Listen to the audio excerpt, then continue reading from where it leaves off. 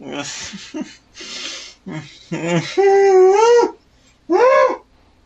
alright? You okay there? Those fucking bastards. Those bastards. You didn't get one, did you? No, Brett, I didn't get one. I didn't fucking get one. Fucking Nintendo. Fucking Nintendo. I'm already accepting the fact that no one's gonna get an N64 next year. Oh boy.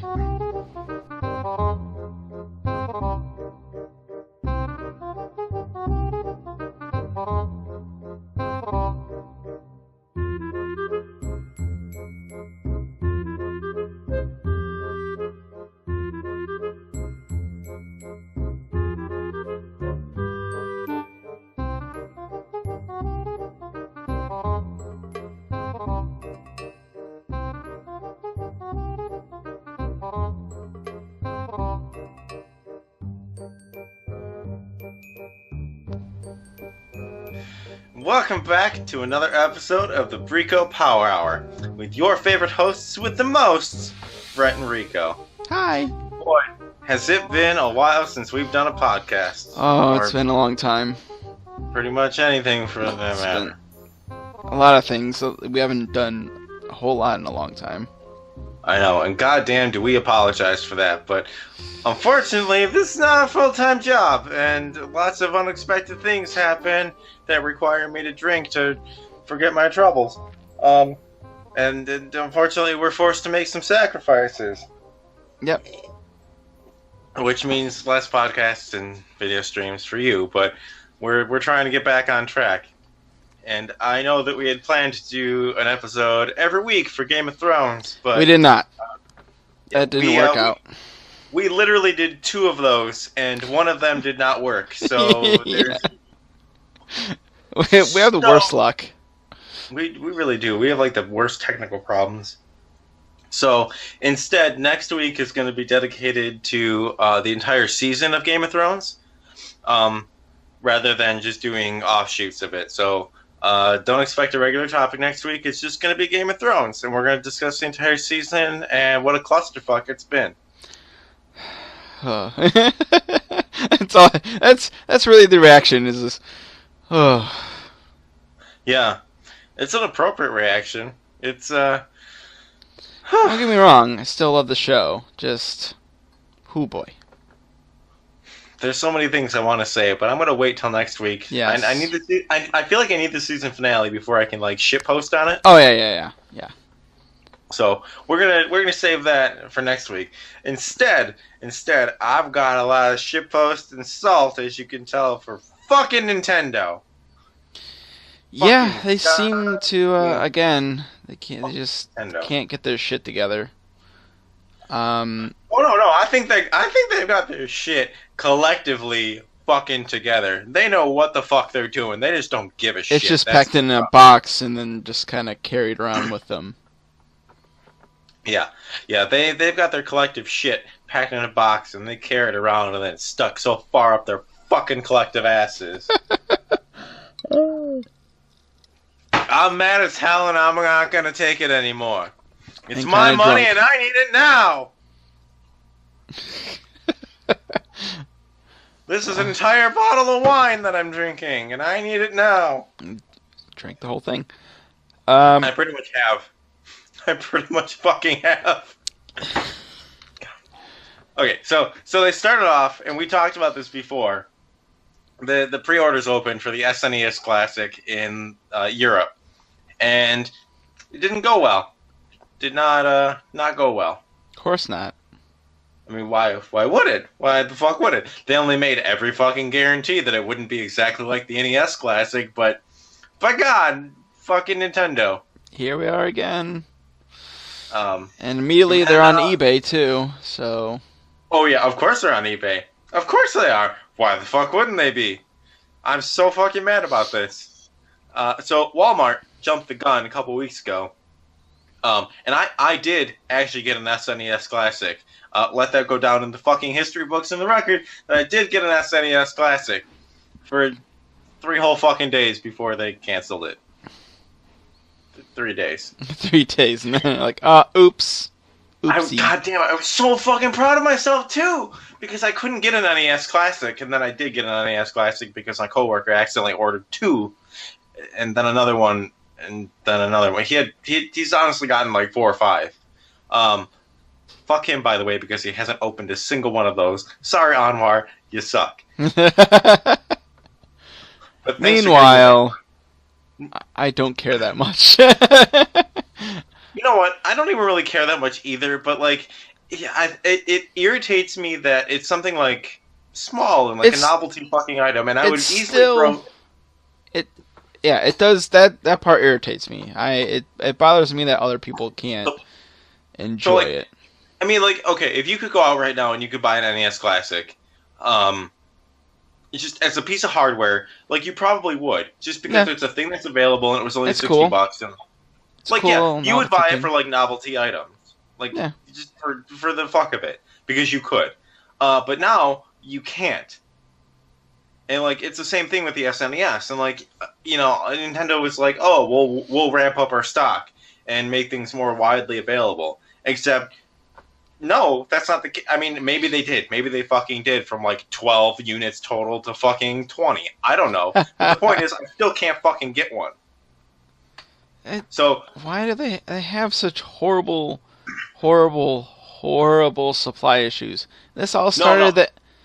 It's not an issue. It's not a fucking issue. They're doing it on purpose. They're doing it on fucking purpose. I'm convinced. Well, it started with the Wii. I don't want to read too much into fucking Nintendo conspiracy theories in terms of marketing, but every point leads to them doing it on fucking purpose, because there's no way everyone at that fucking company is just a fucking retard. But sorry, why the we're hell... not okay with the R word here, but I'm using it in this instance. That conspiracy does not add up, because why would they play into scalpers' hands?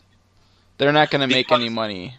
What do you mean they're not going to make any money? They made the money. They sold the shit. What do they fucking care who it went to? So they have like, say they have 100 units available. They fuck up and don't make enough.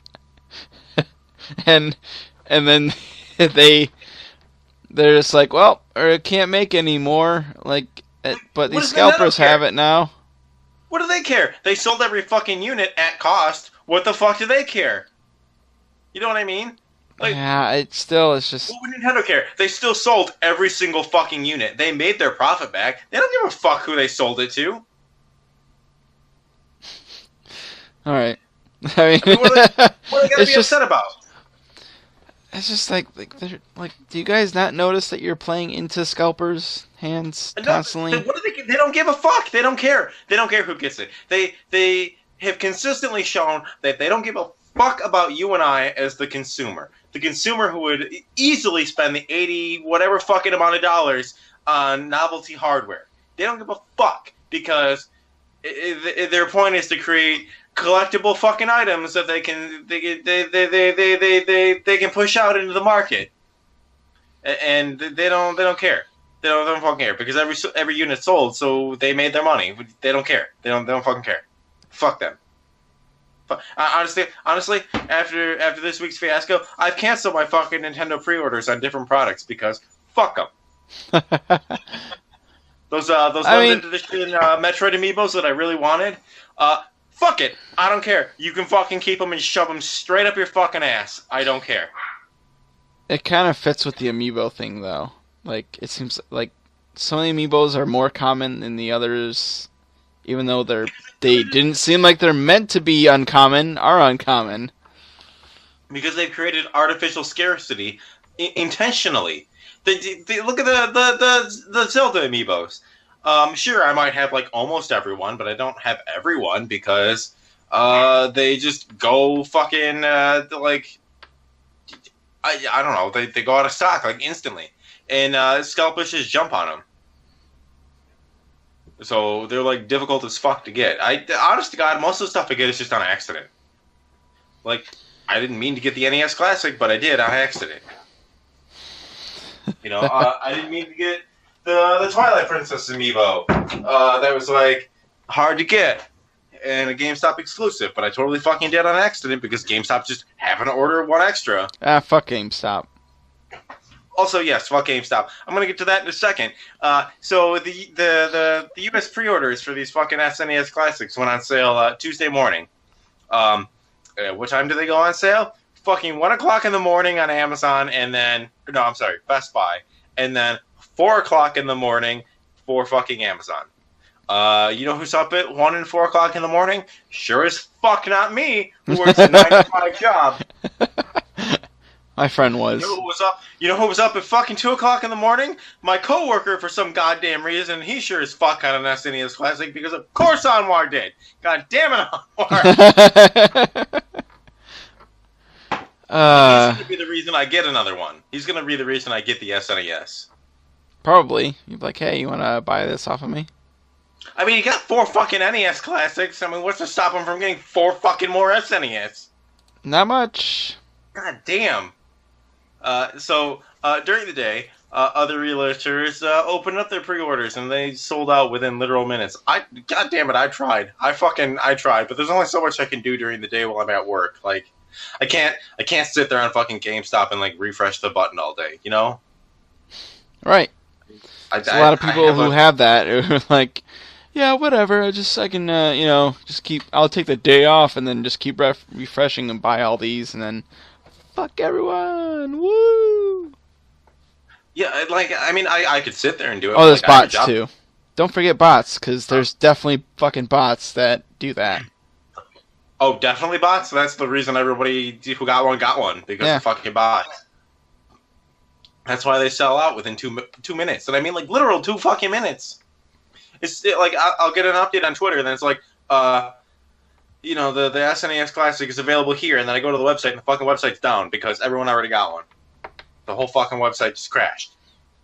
Like, I stand 0 fucking chance of getting one working a 9 to 5 job. And, like, what bullshit is that? Like, yeah, I have disposable income that I easily wanted to throw at Nintendo, and they don't give a shit. They don't give a fuck. Nope. So, and then GameStop and fucking Think Geek. So they put up stock, okay? I don't even think you know the extent of how fucking terrible this was. So they put up their stock for the SNES Classics, and they're like, oh, we have only this many. And they sold out. And then they were like, actually, we have more, but you have to buy them in bundles with a bunch of shit you don't fucking want. And they did this just recently with of the course! NES. They did that with the Switch when they had the Switch available, too.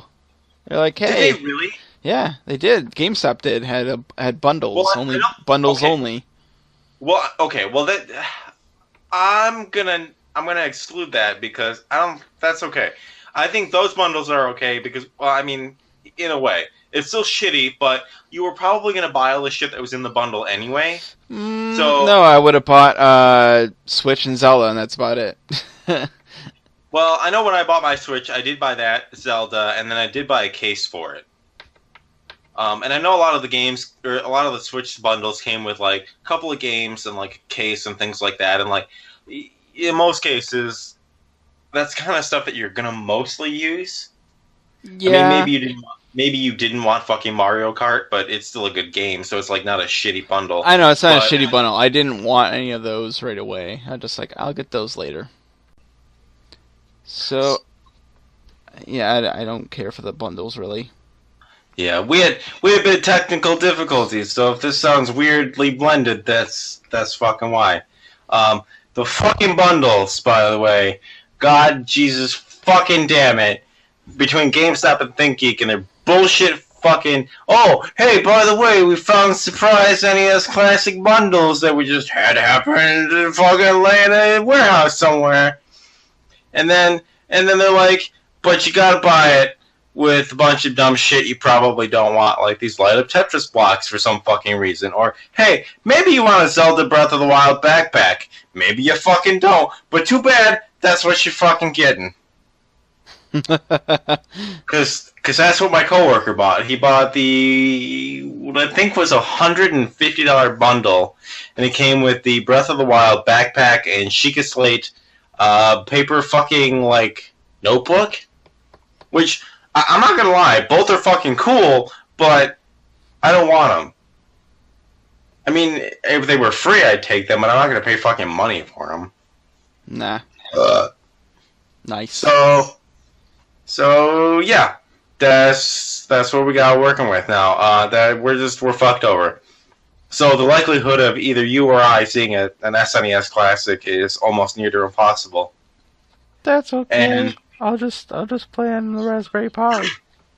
I mean, yeah, like I got the Raspberry Pi, but I think it's just the principle that matter. Like I know. I would gladly throw Nintendo $80 for the fucking little tiny fucking thing with the two like SNES controllers and everything like that. Like I would easily just throw them the fucking money for it, but you're making it impossible for me. And like you're pissing me off to the point where I've canceled my pre-orders for everything relating your company. Not that you fucking care because you're a multi-billion-dollar fucking company, you bullshit motherfuckers. Not that you fucking care, but you're fucking over the regular Nintendo fan and like literally making kids fucking cry. Literally. I mean, it's like my niece wanted a fucking NES Classic. She's never getting one. I'm sure as fuck not giving her mine. Your audio is clipping, by the way. Well, of course it's clipping. I'm fucking drunk and angry. I'm gonna clip the fuck out of the audio. Fuck you, Nintendo.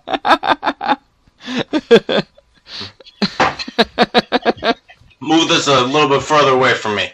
You might want to. Fucking Nintendo.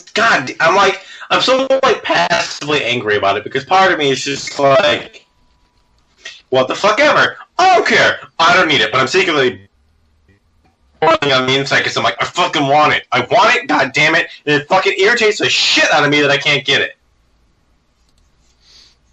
It shouldn't be this difficult to get dumb shit fucking products from a company. Like, I don't have this problem with fucking Xbox.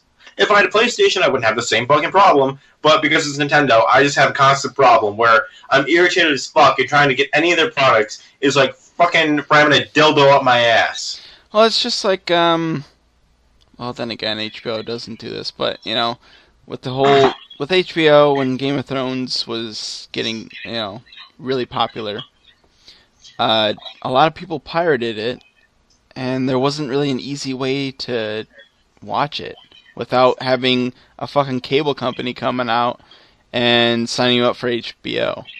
And then so they're like, well, how about we do like a streaming service called HBO Go? Well, I mean, was that HBO's problem, or was that just like a cable company problem? And then HBO was like, why don't we just do our own fucking service? I think it was kind of both. Because I mean, like, I don't have cable, and I have HBO. Because I pay monthly for it. Yeah, you have HBO Go. But most companies are like that now. Yeah, I know. They realize, like, well, this is a pain in the dick to try and have our customers watch our shit. Yeah, so, like, I was just telling my friend about this. Because he was like, oh, how do you have all this shit and, like, watch all these shows? And I'm like, because I only keep HBO long enough to watch the shows that I want. Girls is done. And after next season, or after next week, Game of Thrones is going to be done, so I'll just cancel HBO after that. And then when Ash vs. Evil Dead starts up again in October, I'll reinstate Stars. Easy as that. You don't have to, like, hey, cable company, can you come out and, like, I don't know, do some things for some reason? Dude, I don't have cable at all. The only thing I have is high-speed internet through Comcast/Xfinity, and that's it. I pay $50 a month for high-speed internet. We might do that. There's no reason for me to pay for cable or anything. Yeah, I subscribe to Hulu, Netflix. I have Amazon Prime, and then I flip-flop between Stars and HBO depending on what time of the year it is. I like the winter months because Stars is significantly cheaper than HBO. Well, anyways, speaking of Nintendo saltiness, we have to talk about how pretty much Nintendo likes to handle people who are fans of all their shit and make fan games, but they just try to crush them constantly for some reason. You mean like AM2R and their Takedown? because it was like apparently a really good Metroid Prime or not Prime, just Metroid 2 remake. That played like Metroid, Super Metroid, and I still have it, and it's still fucking awesome. But then all of a sudden, at like, what was it, E3? They showed off Metroid 2 for the 3DS. Okay, I will say, I didn't cancel that. I did cancel the fucking Amiibo, but I still have that one. I did not cancel my Samus Returns pre-order with the CD, because I know how Nintendo works, which is, fuck me in the ass, regardless of what I do. But I know that if this game doesn't sell very well, they're not going to make another 2D Metroid. And if they don't make another 2D Metroid, the series is basically dead. So I did keep my pre-order for that because I'm basically ensuring that I get another Metroid game that doesn't suck. Hopefully. Like Other M. No, I have seen people playing Samus Returns, and they're like, yeah, no, it's actually really good. So I'm confident that it's actually going to be good. Honestly, I think what is it, Other M? I think that had some good concepts. It was just boggled down, boys. Some story elements and some dumb search for something for 20 minutes fucking elements, and hope to God you find it. I never played it. That doesn't sound good. There are parts where it's really good, and other parts where it's like dragging your dick through glass. Yeah. And they also made like people made a couple like Pokemon games, and I've seen one for like Zelda too. But that guy, like, I could have sworn this one. He, after they did a cease and desist, he like reskinned it. So it's still a Zelda game, but he reskinned the whole thing. Yeah, and like they've done the same thing with Pokemon fan games and everything too. And to a degree, I understand wanting to protect your IP, but why not just hire them? Yeah, I know we're gonna move into this eventually, but like the same thing was happening with Sega, right? Because there were people who are making a bunch of Sega fan games, and there are people who are prevalent in the Sega fan game community who have taken old games and reworked them. And one of them basically pitched to Nintendo, "Hey, what if I took all your old games and put them on mobile devices, but I actually made them work correctly?" And they bought it. So now, because thanks to Christian Whitehead, aka Taxman, we have, I think, Sonic 1, 2, and like Sonic CD on mobile devices, and they actually operate like pretty well. But then they were like, I think Christian Whitehead pitched to Sega, "Hey, what if we made a classic 2D Sonic game that actually didn't suck ass?" And Sega was like, "Yeah, do whatever the fuck you want." Go ahead. And they did. And I have it on two separate systems. I have it on the Xbox One because I bought the expensive fucking $80 special edition, but through Amazon Prime I only got it for $45 somehow. Don't ask me how. I don't know how, but I got it for $45, which includes. I'm going to do this on stream because or at least on the podcast because I'm never going to do it anywhere else. So I'm going to pull up my thing, and I'm going to pull up the camera so I can see what I'm fucking doing. Oh, hey, Brett, I can see you. Hi. But I can actually see me. Oh, that's cool. This was $80, and it's like the size of a fucking actual well worth machine. it. I would say well worth it. I didn't pay $80 for it. I only paid $45. But yeah, it is actually good. The box for it is actually high quality, and then it came with a Sega Genesis like recart that like pops out, and it's got like a gold ring in it. Ooh. Yeah, I don't know. I was like, you know what? I have full faith in Christian Whitehead after the mobile devices, so I'll do it.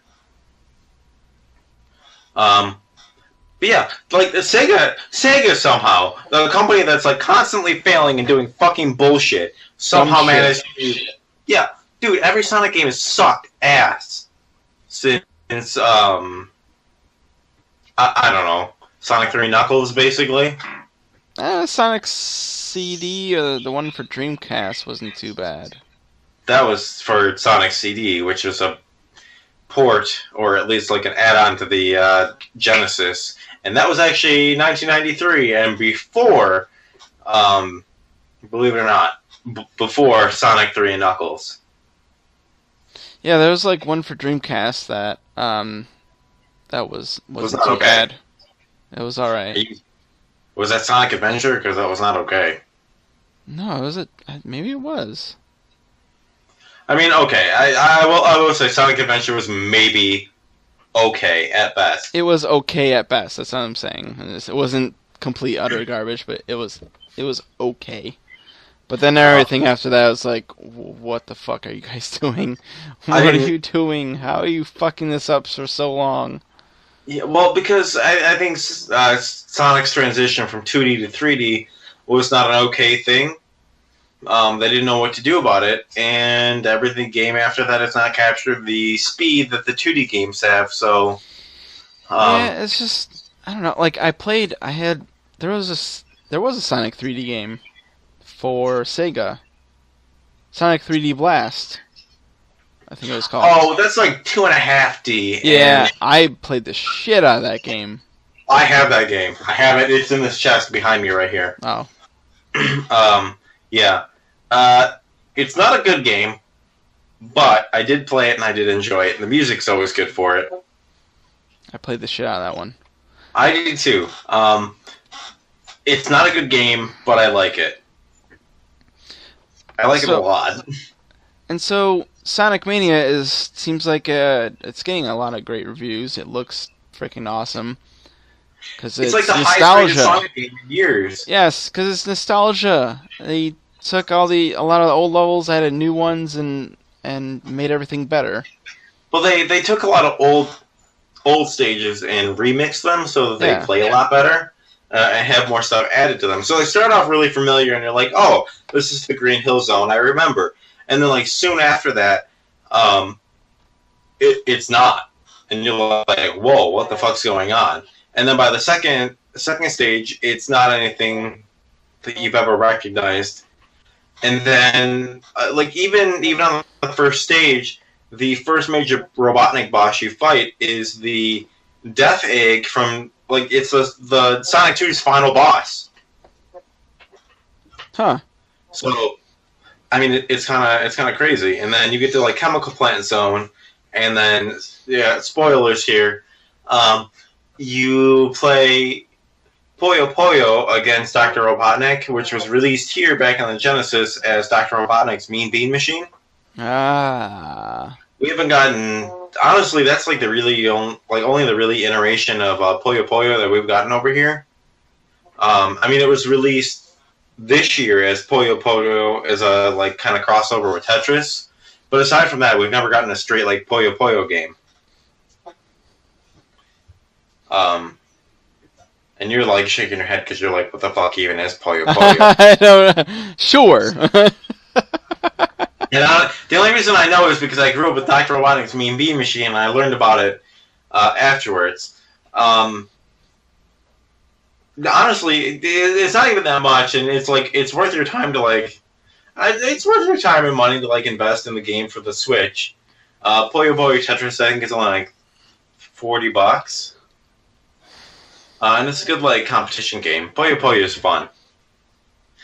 You basically have to like match like 4 of the same color like beans. Okay, like, so it's like Bejeweled? Kind of, yeah. Before Bejeweled was a thing. But you match like 4 of the same kind, but the trick is like setting it up so that you can like link combos. Ah, okay. It's like if you mixed Bejeweled with Tetris. Because I know the main point of Tetris is like setting like a base and then adding like the skinny 5 unit so that you like take out 5 rows, which is considered a quote unquote Tetris. Puyo Puyo, you set up like chains so that like you get rid of like 4, and then it like leads to like more and more chains of getting rid of 4. Okay. And then that like sends over a cluster to the other side and like drops that down, kind of like Tetris would. At least competitive two by two Tetris. I'm not good at either game, honestly, but I do like both games. Maria is way better at both those games than I am, and she kicks the shit out of me. Something about those like comparison games, like strategy games like that, she just kicks the shit out of me. I don't know what it is. Well, Anyway, we were talking about Sonic Mania. Sonic Mania is a great fucking game. Honestly, for $20, I think you and everyone else should buy it. yeah, I do want to get it. Dude, you should. For $20, it's like well worth your time and money. And like honestly, Sega deserves the money for it. Well, I just wish Nintendo would do that. It's just like recognize talent and just like, you know what? We can make a sweet game with this person and get money. And it's like anytime I've seen any of these fan-made games, it doesn't ruin the characters for me. You know, it's not like some fucked up shit with like Mario, like some sort of Mario sex game or some bullshit like that. You know, it's fan-made games that are actually great that don't tarnish any sort of image of your characters whatsoever. I mean, I don't know how quick I am to play the fucking Mario fetish like sex game, but you know, another Metroid 2 remake. I would play that. I'm not gonna play Mario and Luigi butt sex like simulator. I'm just saying, it's like it's not gonna look ruin at it for me, but I'm not gonna play that. if they actually sat down, looked at it, played it, and be like, wow, this is like our games and whatnot, and you know, this person's really good and knows what they're doing. Hire that person. Yeah, like the Pokemon 2s or the Pokemon game remakes or whatever, or the fan games that operate like probably better and introduce more better mechanics than the Pokemon games have in the last 20 years. I would play those if they hired the people and like gave them a job. But I guess the difference is that like when Nintendo puts out a game, it's a good game. Like for the most part, like even if it's like a shitty game, it's still okay and playable. Whereas Sega, when they put out a Sonic game, it's total ass. So any fan game that they or like fan community that they hired to do a game is like way better. I think it's the fact that I think Nintendo feels threatened. Because like that person who made the Metroid game, or like what you said with the Pokemon games, like, oh, they made it better than us. So yeah, it's well like, then maybe make a Pokemon game that isn't like literally the same fucking game over and over again. I think it's just they're threatened. That's all. They just like they made a better game than us, and if we hire them on, it threatens other people's jobs as well. But like, oh no, we have to protect our IPs. Yeah. So yeah, fuck you guys.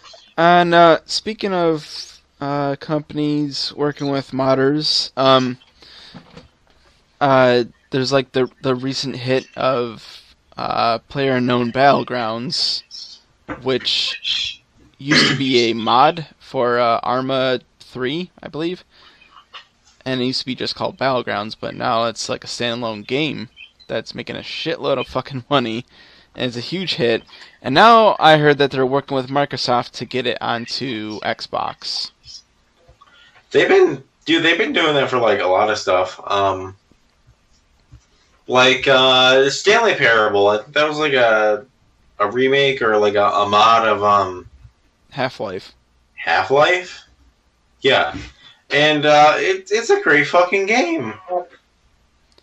Yeah, and then you got like DayZ, which was again another mod for the Arma game, and the company Arma, like the company that made Arma, actually reached out to the modder and was like, "Hey, we'll work with you to help you, get your game off the ground and make a standalone game." And it's like, holy shit! It's like there's that person's dream come true. Yeah, some of the mods have been. I mean, the mods for like games like I mean, they're usually pretty good. I mean, I'm sure there's like some pretty good mods for Skyrim and Fallout too that I can't think of off the top of my head right There's a Skyrim mod being made where you can play in Morrowind, and also you can play in Oblivion, but in the Skyrim engine. And it's now. Oh, just that would be cool because Bethesda's not going to do that anytime soon. no. But the great thing, I am glad. The great thing that Bethesda did do was for Fallout 4 on the Xbox. They're like, here's a mod menu now. Now you can put your mods on the Xbox. So now Xbox players can use mods, which is great. Yeah, as an Xbox player, it would be nice to use mods. And I mean, there's been other games like Dota, which was a mod for Warcraft 3, is now huge. It's now Dota 2, and it's fucking huge now. And then you got PlayerUnknown is coming to Xbox relatively soon too. Yes. Which I'm excited for because I don't really have a PC other than this Chromebook that runs Chrome OS, and like it's not appropriate for playing games. So we'll definitely play that game though. And then like the biggest ones are like Counter-Strike and TF2. Like Counter-Strike is probably the biggest of them all because it's on TV now for competitions. Yeah, like tournaments and shit. It's on ESPN for fuck's sakes. It's huge. It's all because of a mod for Half-Life. So it's like that's. I think game companies should always support their mod communities all the time. They should never shut them down. They should always embrace it because you never know what the hell they're gonna make, what they could think of. And yeah, and I think Nintendo needs to like embrace that too, because like people aren't making Metroid remakes because they fucking hate the game or something, and they're trying to shit on Nintendo. They're making it because of like, hey, I have a passion for this and it needs to be better. But I guess like the AM2R guy isn't like upset about the Metroid 2 remake that they're putting out. Like, I mean that was the whole point in this mod is like, hey, we want this to be a good game and like out. So he's like not upset about it. But you know, maybe it would have been nice if he had been able to collaborate with Nintendo. Yeah, he could have worked on that with them. Like, hey, I come from the fan community, and I kind of know what people want. It's just like with Sonic Mania. It's made by fans. Yeah, Sega more or less just like let them do whatever the hell they wanted. I mean, the fact that they were able to put in Dr. Robotnik's Mean Bean Machine is a testament to their ability to be able to put in whatever the fuck they wanted. As long as it was coherent and like paid homage to the original source material, Sega didn't really care. It's just a fucking shame that Nintendo just can't work with anyone. Because Sonic Mania is really like, I mean, it's basically a fan game, but it doesn't feel like a fan game. It feels like it's like a love letter to Sonic fans from old days. And it's basically just a Sonic fan community who was like, hey, we understand what makes Sonic good, and we're going to make a new game. And Sega just basically said, okay, and published it. One of these days I'm going to like stream that on Xbox for everyone to watch. But I've been playing more on the Switch just because of the shit that's like happened in the past couple of weeks, and I can play it on the go. Right. And then like there's other things with like supporting modders is that they fix your game. I've seen plenty of mods where it's like, yeah, this is a patch thing that will help you out, and then they incorporate. Like a lot of times, the companies see that and they like, oh, we'll incorporate this, so you don't have to install the mod. Like here, we'll take some of your fixes for us. Yeah, I mean, look at Nintendo and Mother 3, who Nintendo refuses to just release Mother 3 over here. And the fan has basically just translated it, made it into English form, and like, here's the fucking translation, just put it out officially, and Nintendo refuses to do it. Yeah, it's really weird though, because like they're kind of I feel like they're kind of loose with other license things to license. Like I work at Fathead, and I remember I got actual marketing material. We had access to like marketing material that they send us. Like before Breath of the Wild came out, I got a lot of shit, and there's like a bunch of images and stuff, and what the product looks like and everything.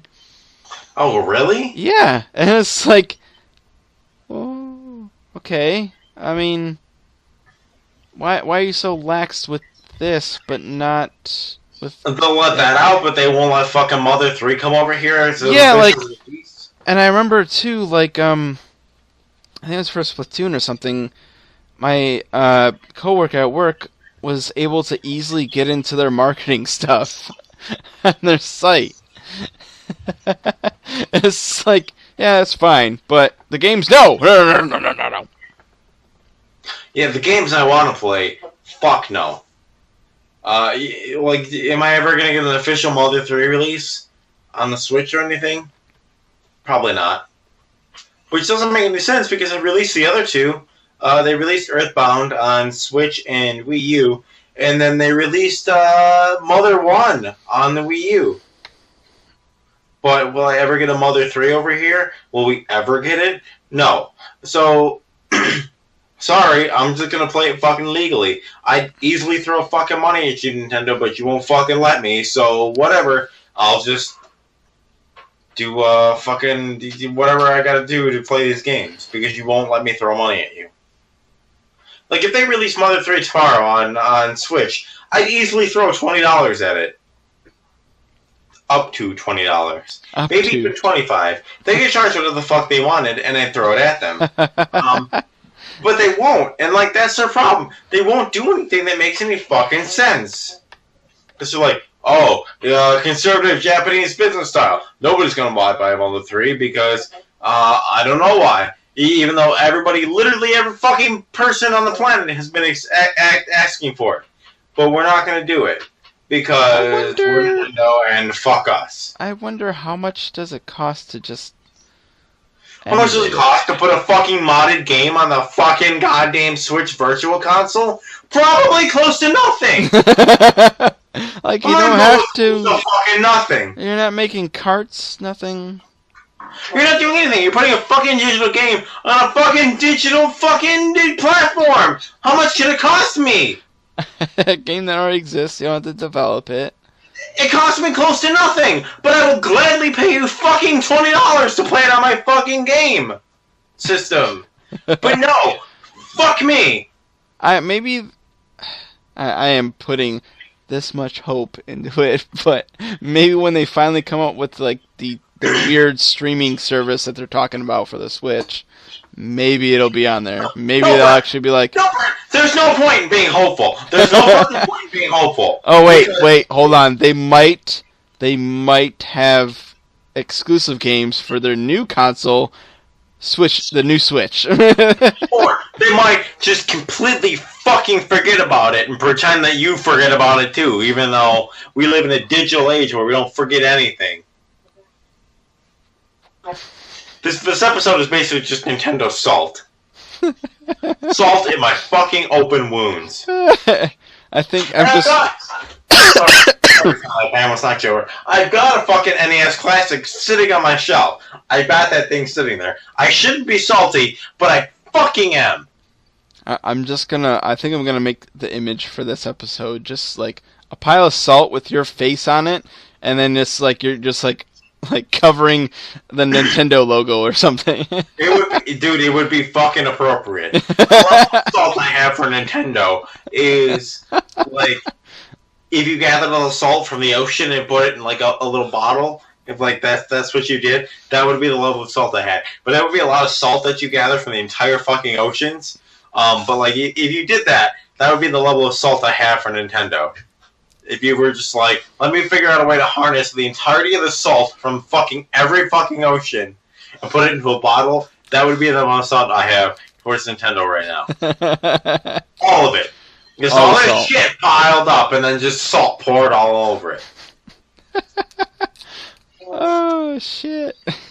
You know what? I meant to just change the fucking payment plan for my amiibos because it was the wrong fucking card because that one got canceled and I got a new one. But you know what? Good. I'm glad it got canceled. I'm fucking glad. I'm not actually that glad. I was really hoping for those amiibo, but I'm not gonna get them anymore. But fuck you, Nintendo. I don't want them, but I kind of want them a little bit. But I'm not gonna get them. So fuck you. And that's all the time we have, folks. Yeah, that was all the time we have. I drank an entire bottle of wine. It's gone. This whole thing, it's empty. It's empty. There's nothing in here. I drank it all on this stream. All of it. This isn't the drunk dorks, but I got drunk for everybody else. Drunk Rico. This is Brico right here. Drunk Drico. This is the Drico Power Hour. I almost knocked that bottle over.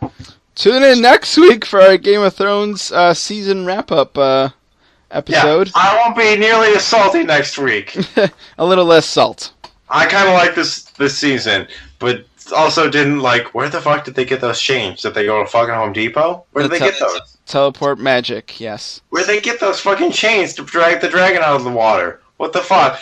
Spoiler, sorry. Why are you listening to this? Okay. You can follow us on Twitch and Twitter at El Suavanero, which is Rico, and me at the Bort Cube. I should just change my Twitter handle to fucking drunkasfuck.com or something. Salty Suavanero. Yeah, Salty Suavanero. Thanks for listening, everyone. Tune in next week for a special Game of Thrones edition. Unless you don't want to listen to Game of Thrones, so then don't fucking listen. I don't know what to tell you. Fuck you. Please hit like and submit. Or like and subscribe, not submit. Like and subscribe. I mean, you can submit to the subscribe button. Submit the subscribe button by hitting it. You can subscribe to the notification and then get notified whenever we don't put out fucking shit because we have too much shit going on in our lives. Fucking type 4 cancer and shit.